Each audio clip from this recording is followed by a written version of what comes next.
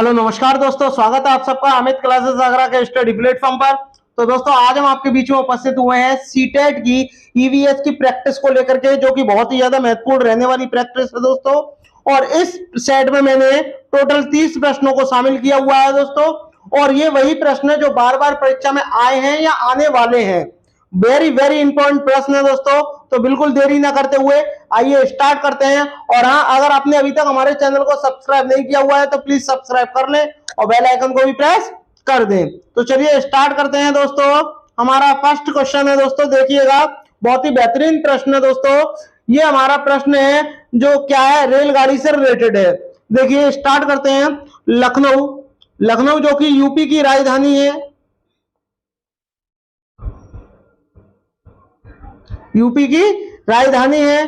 ठीक है, स्टार्ट करते हैं। इसमें आपसे बोला गया है कि रेलवे स्टेशन से और नई दिल्ली रेलवे स्टेशन के बीच की दूरी 504 किलोमीटर है। यानी आपको डिस्टेंस कितनी दी है, 504 किलोमीटर दी है। ठीक है भाई साहब, दी है।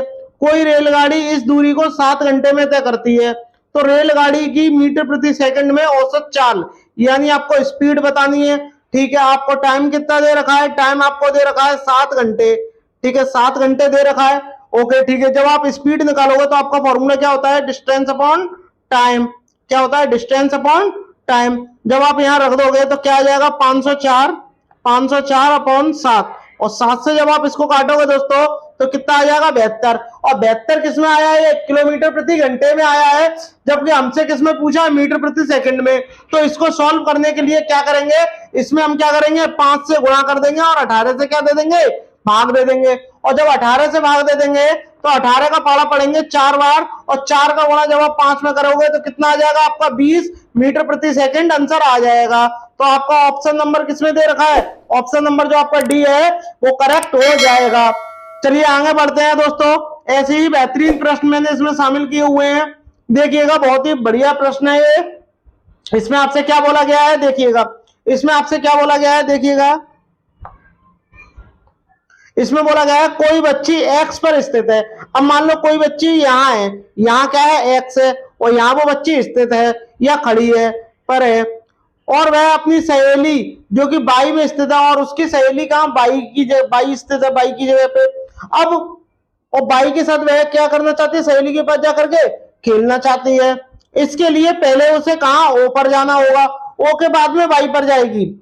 तो एक्स के ठीक दक्षिण में, एक्स के ठीक दक्षिण में क्या है, ओ है। ओ कहाँ है, जो एक्स के क्या है, ठीक दक्षिण में क्या है, ओ है। ठीक है, और कितना है, 40 मीटर। कितना है, 40 मीटर है। ठीक है जी, 40 मीटर है। इसके पश्चात ठीक पूर्व दिशा में 30 मीटर। अब ओ से ठीक पूर्व दिशा, और पूर्व किधर हो जाएगी आपकी, इधर हो जाएगी, और इधर क्या है, 22 स्थित है। और कितनी मीटर चल रहा है, 30 मीटर चल रहा है। तो ठीक है, अब आपको बतानी है ये वाली डायरेक्शन। आपने पाइथागोरस प्रमेय पढ़ी होगी, जब 4 3 हो तो क्या आ जाएगा, 5 आ जाएगा। 1 1 0 इन पर है तो 1 1 0 आ जाएगा। तो आपका आंसर क्या होगा, 50 मीटर में आएगा। तो डी वाला होगा नहीं, सी वाला होगा नहीं। अब इन दोनों में से देखते हैं क्या होगा। अब आपसे पूछा है कि बाई से एक्स की दूरी, एक्स की दूरी कितनी आ गई, दूरी कितनी है आपकी, डिस्टेंस कितनी आ गई, 50 मीटर आ गई। ठीक है, और बाई के सापेक्ष एक्स की दिशा। अब बाई के सापेक्ष हमें क्या बतानी है, एक्स की दिशा बतानी है। तो बताओ एक्स की दिशा कहां होगी, बाई के सापेक्ष, बताइए। अब बाई के सापेक्ष करेंगे तो बाई पर ही क्या बना देंगे, ये बना देंगे। अब इधर क्या है, ये आपका नॉर्थ है, ये क्या है, नॉर्थ है, ये ईस्ट है, ये साउथ और ये वेस्ट है। तो आपकी ये वाली दिशा क्या हो गई, नॉर्थ वेस्ट। नॉर्थ वेस्ट को क्या बोलते हैं हम, उत्तर पश्चिम। तो यानी ऑप्शन नंबर जो आपका ए है वो करेक्ट हो जाएगा। आई होप आपको वीडियो अच्छी लग रही हो तो दोस्तों शेयर जरूर करिएगा। बात करते हैं क्वेश्चन नंबर 3, स्लॉथ से रिलेटेड है दोस्तों, और बहुत ही बेहतरीन प्रश्न है। बात करते हैं स्लॉथ की। तो देखिए, स्लॉथ जो होता है एक आलसी जानवर है। कैसा जानवर है, आलसी जानवर है। ठीक है, आलसी जानवर है।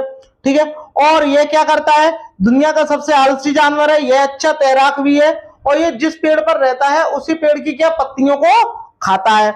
और अपने पूरे जीवन काल में वह टोटल कितने पेड़ों पर निवास करता है, 8 पेड़ों पर निवास करता है। और इसकी औसत आयु कितनी होती है, 40 वर्ष होती है। और एक बात और, यह भालू जैसा दिखता है परंतु भालू नहीं है। यह हफ्ते में एक बार में मल मूत्र करने के लिए नीचे उतरता है। तो देखिएगा, स्लॉथ की लगभग आयु 40 वर्ष तक जीते हैं, सही बात है। और अपने पूरे जीवन काल में 40 वृक्षों पर घूमते हैं, गलत। 8 वृक्षों पर घूमते हैं। स्लॉथ की आयु 10 वर्ष, गलत हो गया। स्लॉथ की आयु 40 वर्ष तक जीते हैं और अपने पूरे जीवन काल में कुल 8 पेड़ों पर निवास करते हैं, बात सही है। स्लॉथ की आयु 8 वर्ष, गलत हो गया। आपको इसके स्लॉथ के बारे में पता होना चाहिए। सीटेट का फेवरेट प्रश्न इससे ही आता है, बहुत ही ज्यादा फेवरेट प्रश्न है ये दोस्तों, ठीक है।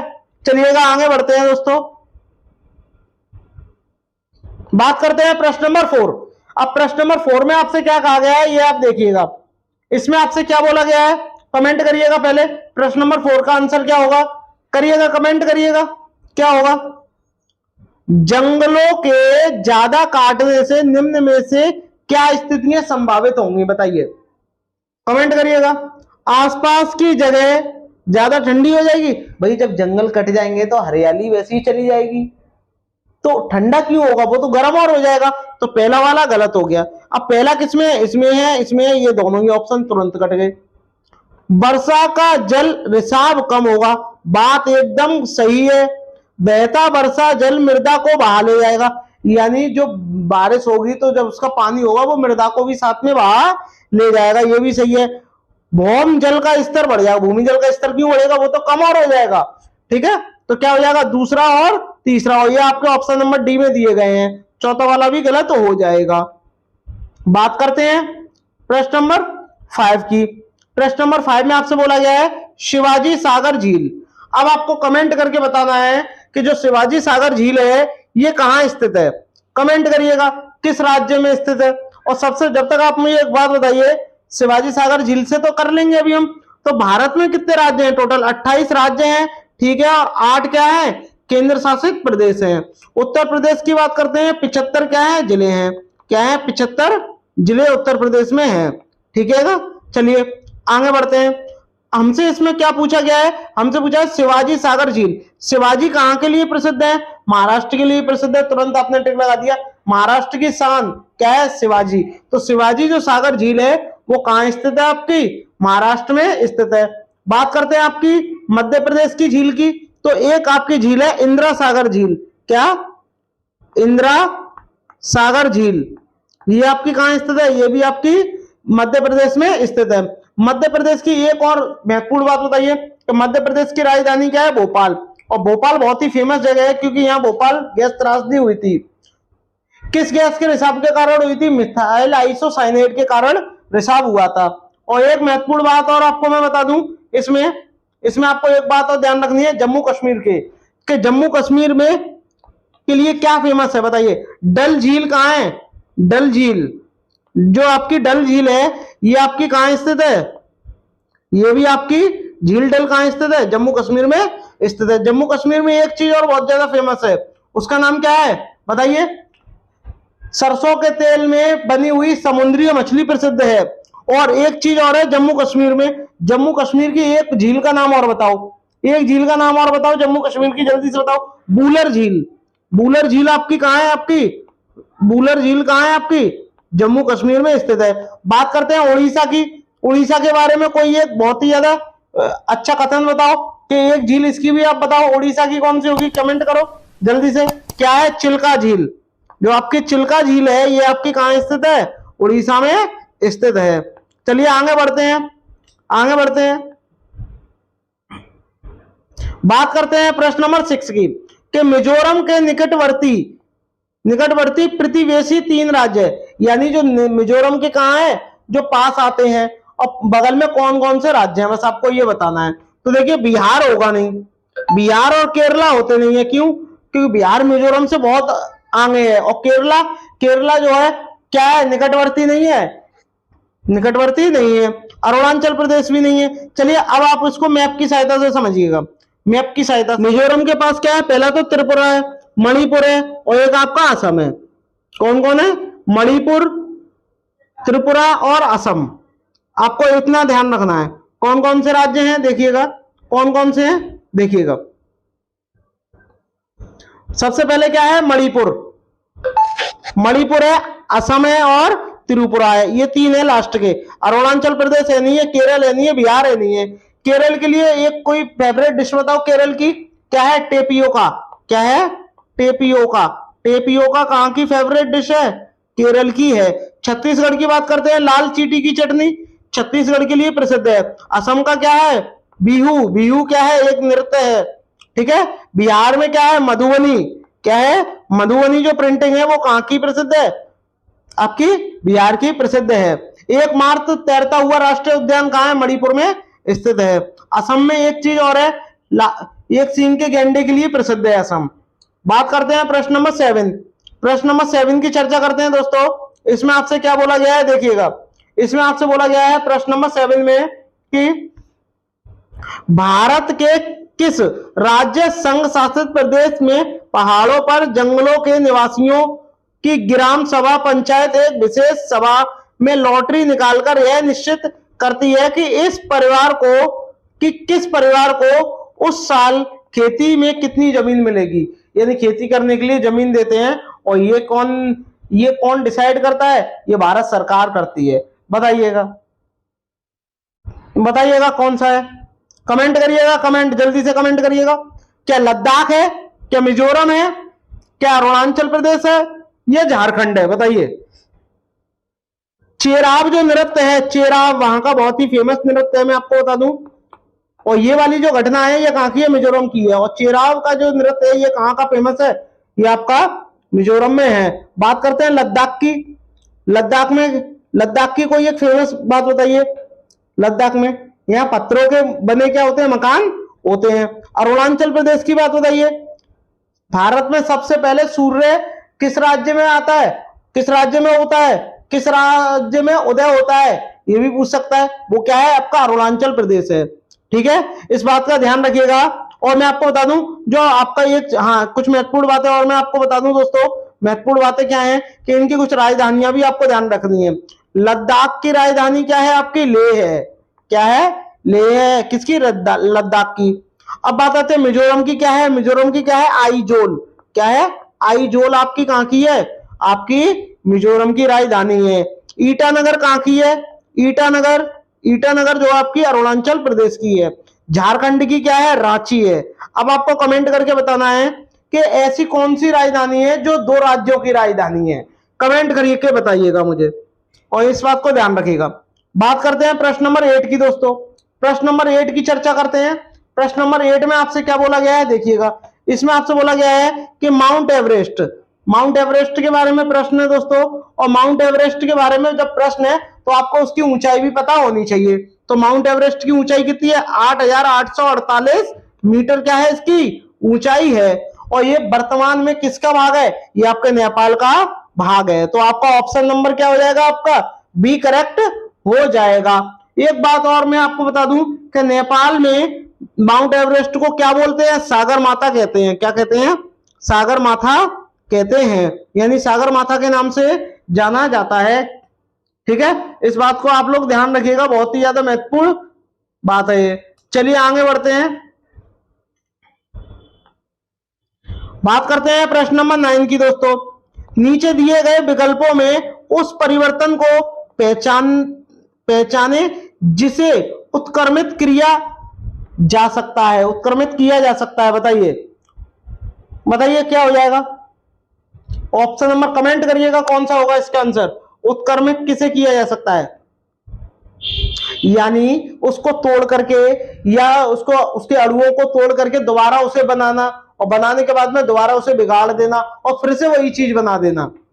तो गाय के गोबर से बायोगैस बना दोगे? क्या बायोगैस से गोबर बना दोगे? आप कहोगे नहीं बना पाओगे। प्लास्टर ऑफ पेरिस की परत बनाना गलत हो गया। मोम का घोल बनाना, भाई मोम से आप मोमबत्ती बना दोगे, दोबारा उसका लिक्विड करके कुछ और भी चीज बना दोगे, बनेगी मोम की। दूध से पनीर बन जाएगा बट पनीर से दूध नहीं बनेगा। तो आपका सारे ऑप्शन गलत हो गए। ऑप्शन नंबर जो आपका बी होगा वो करेक्ट हो जाएगा। बात करते हैं प्रश्न नंबर 10। प्रश्न नंबर 10 की चर्चा करते हैं। इसमें आपसे बोला गया वृक्षों और पेड़ों की जड़ों में पाए जाने वाले नीचे दिए गए कुछ विशिष्ट लक्षणों पर विचार करना है आपको। अब जो विशिष्ट लक्षण है इस पर विचार करिएगा कि बताइए कौन सा इसका आंसर होगा। बताइए, कमेंट करिएगा। तो इसमें बोला गया है वृक्षों की लटकती शाखा जैसी दिखाई देने वाली वास्तव में शाखा नहीं जड़ें होती हैं। क्या ये सही होगा? बताइए। आप कहोगे सही बात है, ये होती है, सही बात है, होती ही है। तो आपका क्या हो जाएगा? आप कहोगे ये वाली बात करेक्ट है। जड़ों की लंबाई वृक्ष की ऊंचाई की लगभग 3 गुनी होना, यानी वृक्ष की जड़ों की लंबाई वृक्ष की ऊंचाई की 3 गुनी होती है। बताइए क्या ये सही है? आप कहोगे एकदम गलत हो गया ये। जड़ों द्वारा वृक्ष को मजबूत खंभों की भांति सहारा मिलता है। आप कहोगे भाई जड़ों से ही तो वृक्ष को सहारा मिलता है, तो बात करेक्ट हो गई। जड़ों द्वारा खाद्य सामग्री का भंडारण करना गलत। लटकती जड़ों को बढ़ते बढ़ते जमीन के अंदर चले जाना, ये भी बात सही है। यानी पहला, तीसरा, पांचवा, वो आपका ऑप्शन नंबर जो आपका ए है उसी में दिया हुआ है। तो इसका मतलब बी वाला गलत हो जाएगा, सी हो जाएगा, डी गलत हो जाएगा।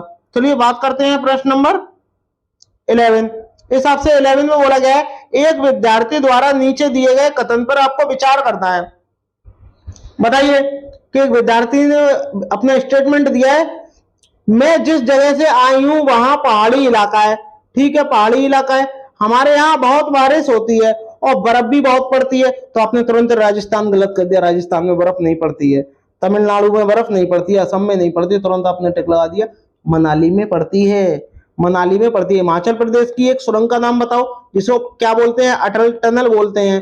क्या बोलते हैं? अटल टनल बोलते हैं, या जिसको हम क्या बोलते हैं? रोहतांग सुरंग के भी नाम से जाना जाता है। आपको तुरंत आंसर मिल गया। और बहुत ठंड होती है और हमें धूप में बैठना अच्छा लगता है। हमारे घर पत्थर और लकड़ी के बने होते हैं, यानी जो हिमाचल प्रदेश के लोगों के जो घर होते हैं वो पत्थर के बने होते हैं और लकड़ी के बने होते हैं। आई होप आपको वीडियो अच्छी लग रही होगी। अगर अच्छी लग रही हो तो दोस्तों प्लीज शेयर जरूर करिएगा। चलिए बात करते हैं प्रश्न नंबर 12 की। प्रश्न नंबर 12 में बोला है आपके मित्र कमजोर दांत, यानी आपके मित्र के क्या है? कमजोर दांत हैं। ठीक है भाई, देखते हैं भाई, कमजोर दांत हैं और हड्डियों के कारण अस्वस्थ रहती है। यानी आपकी एक फ्रेंड है और उसमें क्या है? दांत कमजोर हो गए हैं और हड्डियों की कमजोरी की वजह से वे क्या है? बहुत अस्वस्थ रहती है। उनके उभरने के लिए, यानी उनके सही होने के लिए निम्न में से कौन सा विकल्प सही होगा, सर्वोत्तम होगा? क्या उसे चावल खाने चाहिए? बताइए। नींबू तो खट्टे दांतों के लिए बेकार होता है, गुड़ भी बेकार हो जाएगा, घी भी सही नहीं होता, तेल, अंडा, चावल बेकार होता। ऑप्शन नंबर क्या हो जाएगा आपका? सी करेक्ट हो जाएगा, क्योंकि उसे लौह तत्व की जरूरत है। उसमें क्या है? दूध, सब्जियां, हरी सब्जियां, पालक, फल। ये वाला जो ऑप्शन है वो करेक्ट हो जाएगा। बात करते हैं प्रश्न नंबर 13 की। प्रश्न नंबर 13 की चर्चा करते हैं दोस्तों। और हाँ, मैं आपको बता दूं, जब उसमें दांत कमजोर हो जाएंगे, हड्डियां कमजोर हो रही हैं, तो कैल्शियम की कमी हो रही है, तो उसे विटामिन डी की आवश्यकता होगी। ठीक है, अब बात करते हैं प्रश्न नंबर 13 की। इसमें आपसे बोला है मधुमक्खी के छत्ते के विषय में नीचे दिए गए कथनों पर क्या करना है? हमें विचार करना है। चलिए करते हैं विचार कि इनमें से कौन सा इसका आंसर होगा। बताइएगा। प्रत्येक छत्ते में बहुत सी रानी मधुमक्खियां होती हैं जो अंडे देती हैं। सभी रानी मधुमक्खियां क्या अंडे देती हैं? आप कहोगे गलत। प्रत्येक छत्ते में कुछ ही नर मधुमक्खियां होती हैं, बात एकदम सही है। छत्ते में बहुत सारे काम करने वाली मक्खियां भी होती हैं जो शहद के लिए फूलों का रस एकत्रित करती हैं, सही बात है। यदि काम करने वाली मधुमक्खियां ना हो तो छत्ता और शहद नहीं बन सकता, सही बात है। आप कहोगे करेक्ट बात है। नर मधुमक्खी छत्ते के लिए बहुत महत्वपूर्ण होती हैं क्योंकि यह रस वाले फूलों की खोज की सहायता करती है। ऐसा बिल्कुल भी नहीं है। तो आपका क्या हो जाएगा? दूसरा, तीसरा, चौथा, वो आपका ऑप्शन नंबर डी में दिया हुआ है। चलिए आगे बढ़ते हैं प्रश्न नंबर 14। प्रश्न नंबर 14 में आपसे बोला गया नीचे दिए गई विशेषताओं को चुनिए और नीचे दिए गए सभी जानवरों में पाई जाती हैं। बताइए जो विशेषताएं दी गई हैं क्या वो जानवरों में पाई जाती हैं? देखिए पहला कछुआ है, अजगर है, बाज है, छिपकली है, शहद की मक्खी है। ठीक है, अब आपको देखना है कि इनमें से कौन सा ऑप्शन जो होगा इसका करेक्ट होगा। बताइएगा कौन सा ऑप्शन करेक्ट हो जाएगा, कमेंट करिएगा। बताइए। शरीर का शल्कों से ढका होना, आप कहोगे कतई गलत। भूमि पर प्रकाश जल दोनों में रह सकते हैं, करेक्ट बात है। कछुआ रह सकता है, अजगर सांप प्रजाति का है, चलो रह सकता है, बट बाज कैसे रह लेगा जल में? छिपकली कैसे रह लेगी? मधुमक्खी कैसे रह लेगी? तो आपका होगा ये तो गलत बात है, तो इसलिए क्या हो जाएगा, ये गलत हो जाएगा, तो आपका ये भी गलत है। अंडे देते हैं, ये वाली बात सच है, ये वाली बात क्या है, सत्य है, क्योंकि ये सभी क्या है, ये सभी क्या है, इनके कान बाहर दिखाई नहीं देते, और जिनके कान बाहर दिखाई नहीं देते वो अंडे देते हैं, और जिनके कान दिखाई देते हैं जिस जानवरों के, वो बच्चे देते हैं। जहरीला होना, कछुआ जहरीला होता है, शहद वाली मक्खी जहरीली होती है, आपका ये गलत हो गया। ऑप्शन नंबर जो आपका सी है वो करेक्ट हो जाएगा, सिर्फ क्या आ जाएगा, सिर्फ तीसरा आपका आंसर हो जाएगा। चलिए आगे बढ़ते हैं, बात करते हैं प्रश्न नंबर 15 की।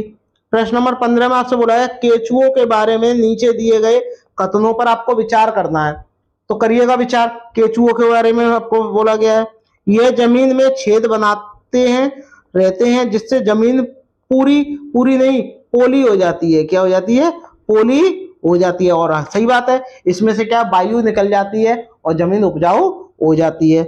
यह मृत पक्षियों और पौधों को खाते हैं, सही बात है, इनके मल से मृदा उपजाऊ होती है, ये भी सही है, ये भी सही है। यह अपशिष्टों को कंपोस्ट में परिवर्तित कर देते हैं, सही बात है, जिस कंपोस्ट को बनाते हैं वे फैक्ट्री में, गलत हो गया। रसायनों के छिड़काव से केंचुओं पर प्रभाव नहीं पड़ता, बहुत ज्यादा पड़ता है प्रभाव, तो आपका कौन सा हो जाएगा, ऑप्शन नंबर जो सी है वो करेक्ट हो जाएगा। यानी पहला भी सही है, दूसरा स्टेटमेंट भी सही है, तीसरा स्टेटमेंट भी सही है। बात करते हैं केचुए की, और केचुओं को ही क्या बोला जाता है, किसान का मित्र कहा जाता है। किसका मित्र कहा जाता है, किसान का मित्र कहा जाता है। एक केचुओं को कहा जाता है और एक सांप को कहा जाता है, इस चीज का आप ध्यान रखना दोस्तों। चलिए बात करते हैं प्रश्न नंबर 16। प्रश्न नंबर 16 की चर्चा करते हैं। प्राथमिक स्तर का प्रश्न है, यानी 1 से लेकर के 5वीं तक की कक्षा के लिए है ये प्रश्न, ठीक है। इस स्तर पर पर्यावरण अध्ययन की बाल केंद्रित प्रकृति किसके कारण है, बताइए। जो बाल केंद्रित जो आपकी प्रकृति है बच्चे की, ये किसके कारण है, ये आपको बताना है, बताइए। रटना तो गलत होता ही है, पाठ्य आधारित शिक्षा गलत हो गया, गतिविधि आधारित, जब आप कोई गतिविधि करोगे, कोई एक्टिविटी करोगे तो बच्चा सीखेगा। सीखने के लिए स्कूल, घर, समुदाय में भागीदारिता, ये भी सही है, यानी पहला और चौथा जो है वो करेक्ट हो जाएगा, इसीलिए फोर्थ वाला जो ऑप्शन है वो 100% सही हो जाएगा। बात करते हैं प्रश्न नंबर 17 की दोस्तों। इसमें बोला गया प्राथमिक स्तर की बात हो रही है, पर्यावरण अध्ययन का क्या उद्देश्य है, बताइए। प्राथमिक स्तर पर पर्यावरण जो आपका अध्ययन है उसका क्या उद्देश्य है, बच्चों को अपने स्वयं के सीखने पर प्रतिबिंबित करने के लिए प्रोत्साहित करना, सही बात है, स्वयं करके सीखे ये उन्हें बताना। बच्चों को पर्यावरणीय समस्याओं को हल करने में सक्षम बनाना, बात सही है ये भी। बच्चों को नए ज्ञान, यानी नए ज्ञान को खोजने के लिए, सृजन करने के लिए समग्र करना है, यानी उन्हें सुझाव देना, ये भी सही है। बच्चों के ज्ञान के एक निश्चित निकाय की प्राप्ति के रूप में, ये निश्चित निकाय गलत हो गया, तो आपका फोर्थ वाला गलत हो जाएगा, यानी पहला दूसरा तीसरा सही है, और ये पहला दूसरा तीसरा आपके ऑप्शन नंबर जो ए है उसी में दिया हुआ है, ठीक है। ये होगा नहीं, ये होगा नहीं, ये वाला गलत हो जाएगा। चलिए आगे बढ़ते हैं प्रश्न नंबर 18। प्रश्न नंबर 18 में बोला है प्राथमिक स्तर की बात यहाँ पे भी हो रही है, पर्यावरण अध्ययन के संबंध में निम्नलिखित में से कौन सा कथन सत्य है, बताइए। कौन सा कथन जो है सत्य है, ये आपको बताना है।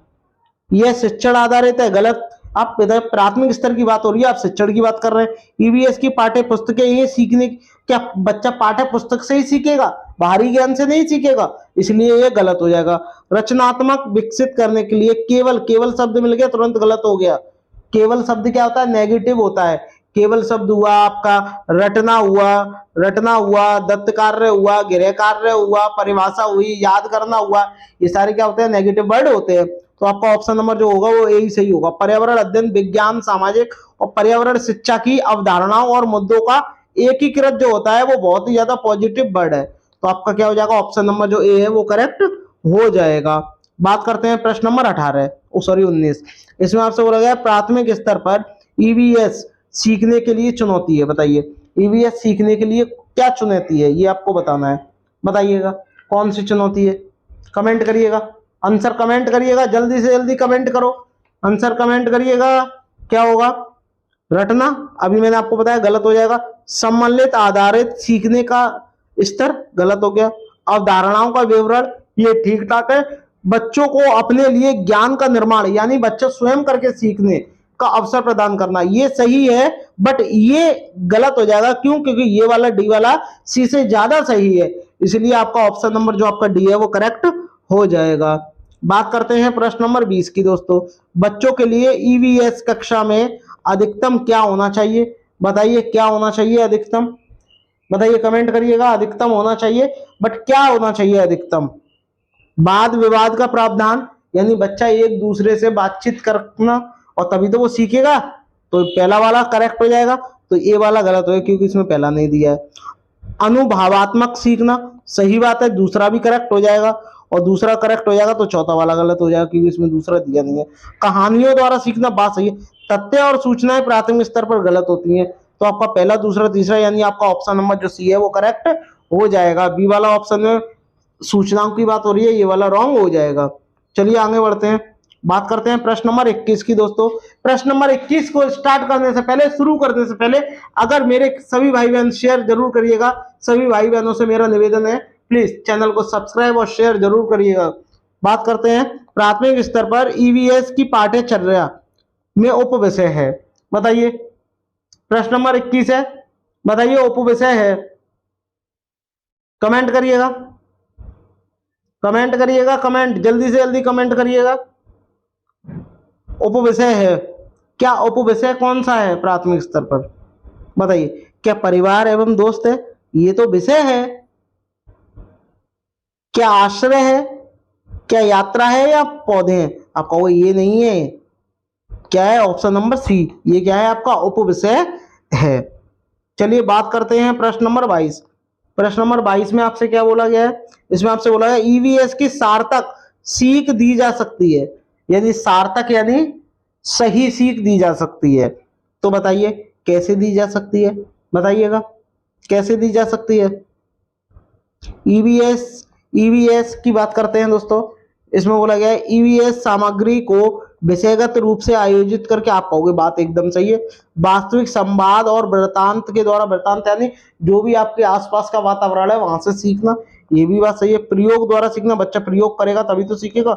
विद्यार्थियों द्वारा दिए गए उत्तरों का मौलिक मूल्यांकन, गलत हो गया, तो आपका ऑप्शन नंबर सी नहीं होगा। कौन सा? बी भी नहीं होगा, ए भी नहीं होगा, कौन सा हो जाएगा? आपका ऑप्शन नंबर जो डी है वो करेक्ट हो जाएगा, क्योंकि उसमें पहला और दूसरा तीसरा स्टेटमेंट करेक्ट दिया हुआ है। आई होप आपको वीडियो अच्छी लग रही होगी। अगर अच्छी लग रही हो दोस्तों तो प्लीज चैनल को शेयर जरूर करिएगा दोस्तों, सभी अपने दोस्तों में शेयर जरूर करिएगा। चलिएगा आगे बढ़ते हैं दोस्तों, आगे बढ़ते हैं। आगे बढ़ने से पहले एक बात, नेक्स्ट क्वेश्चन की तरफ चर्चा करते हैं। हाँ ठीक है, चलिए चर्चा करते हैं दोस्तों। बताइएगा 22 वाला प्रश्न है, और 22 वाले प्रश्न में आपसे क्या बोला गया है ये आप देखिएगा। इसमें आपसे बोला गया है कि ईवीएस के संबंध में प्रासंगिकता का मतलब है। बताइए प्रासंगिकता का क्या मतलब है? कमेंट करिएगा, प्रासंगिकता का मतलब क्या है ये आपको बताना है।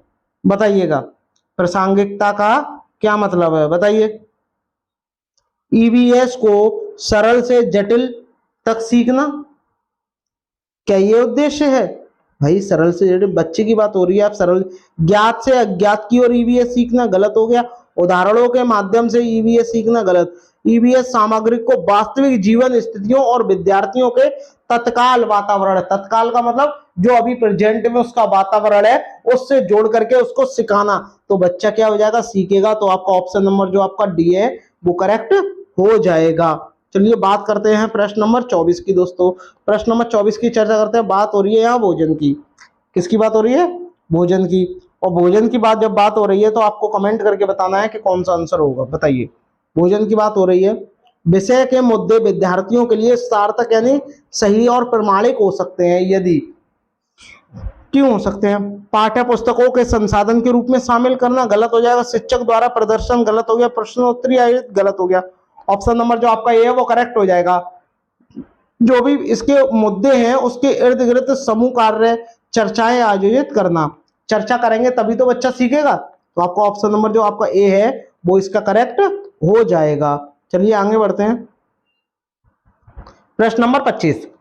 प्रश्न नंबर 25 का आंसर कमेंट करो। ईवीएस सीखने के लिए कौन सा सबसे अच्छा संसाधन हो सकता है? बताइए, सबसे अच्छा संसाधन है और वो है ईवीएस सीखने के लिए। बताइए, क्या फेसबुक है? आप कहोगे गलत है। ट्विटर गलत है। स्कूल का पुस्तकालय, गलत है, क्योंकि हर किसी स्कूल में पुस्तकालय थोड़ी ना होगा। तो क्या हो जाएगा, ये गलत हो जाएगा। तो कौन सा होगा, क्षेत्र भ्रमण, यानी उसके वातावरण में क्या है, उसको घुमाना, कई नई नई जगह को ले जाना, तभी तो बच्चा सीखेगा। तो आपका ऑप्शन नंबर क्या हो जाएगा, ए हो जाएगा। यानी वो स्कूल के वातावरण से बाह्य वातावरण को जोड़कर बच्चे को सिखाने की बात हो रही है। चलिए आगे बढ़ते हैं, प्रश्न नंबर 26। प्रश्न नंबर 26 में आपसे बोला गया है, जल थीम से संबंधित मुद्दों को प्रभावी ढंग से सीखा जा सकता है यदि, जो आपकी जल जो थीम है उससे संबंधित मुद्दों को प्रभावी ढंग से यानी अच्छे ढंग से सीखा जा सकता है यदि, यानी 4 स्टेटमेंट दिए गए हैं, आपको बताना है कैसे। बताइएगा, बताइएगा कैसे, कमेंट करिएगा।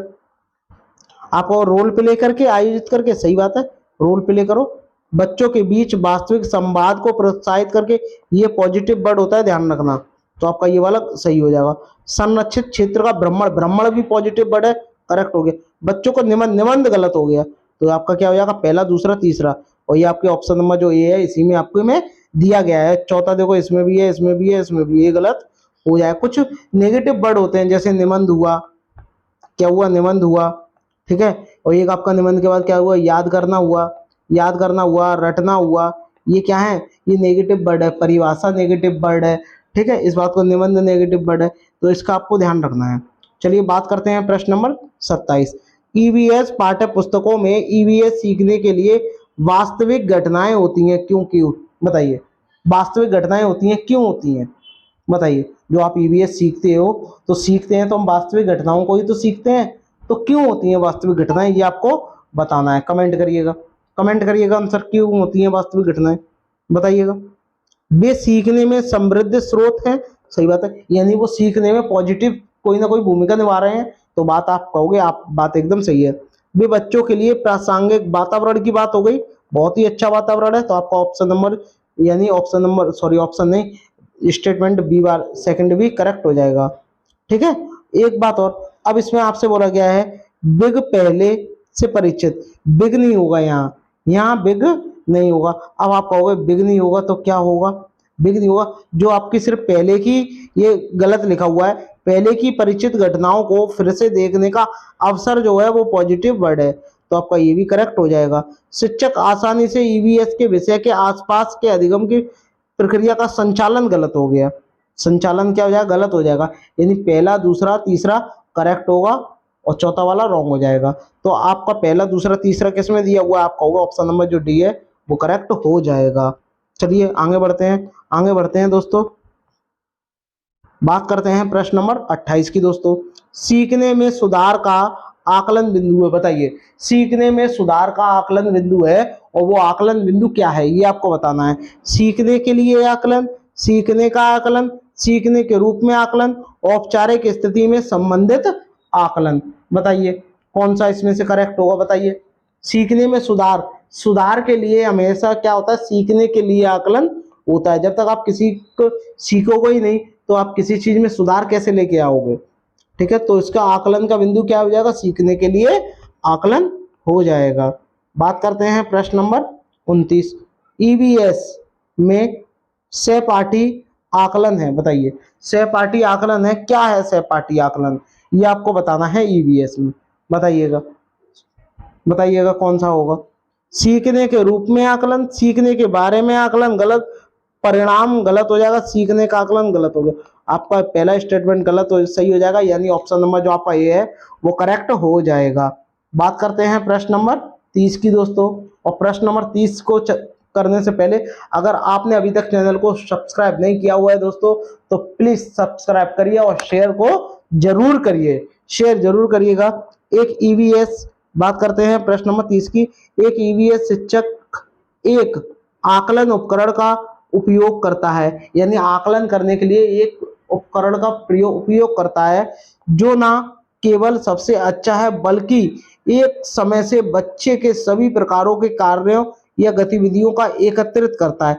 यानी वो सभी, जो भी बच्चा गति करता है, गतिविधि करता है, एक्टिविटी करता है, क्या सीखता है, क्या नहीं सीखता है, इस सब के बारे में एक वो क्या है, एक एकत्रित करता है उसके बारे में।